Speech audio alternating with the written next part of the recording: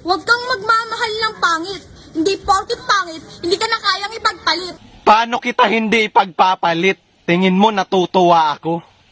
Ahit ka ng ahit, tapos sa iba mo pinapagamit. Muntik na pag-ibig, parang kita.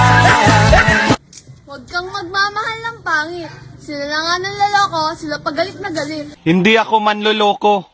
Baka yung katabi mo, ikaw ba naman, sabihan akong gwapo. Ikaw ang binibining na ninanais ko, binibining marikita. Huwag kang magmamahal ng pangit. Kasi kahit pangit, maloloko. Kung magpapaloko ka, dun na sa gwapo! Oo, alam ko na mas pipiliin mo yung gwapo kaysa sa pangit na tulad ko.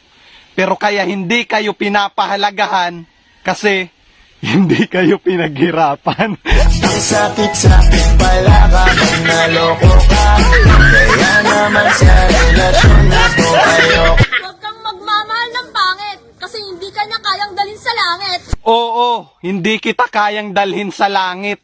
Andun kasi yung asawa ko, baka magalit. Ayaw kitang bilitin kung di ka pa handa. Sa susunod na lang, sa susunod. Huwag kang magmamahal ng pangit dahil kung sino pa yung pangit, sila pa yung mapanakit. Mapanakit? Bakit pag iniwan kayo ng mga pogi at gipit na gipit, kanino kayo lumalapit?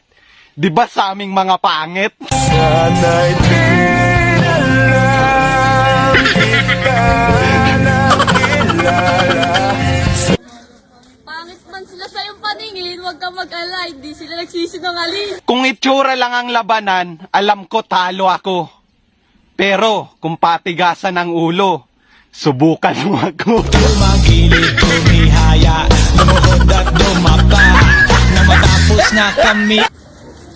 Huwag kang magmamahal ng pangit.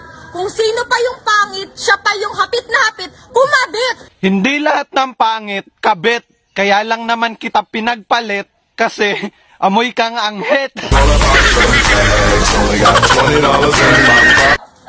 Huwag kang magmamahal ng pangit. Sila na nga yung pangit, sila pa yung sasaktan ka ng paulit-ulit. Pasensya na kung nasaktan kita ng paulit-ulit. Hindi ka kasi pumipikit.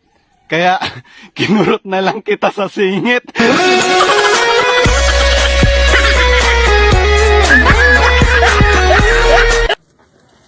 Huwag kang magmamahal ng pangit.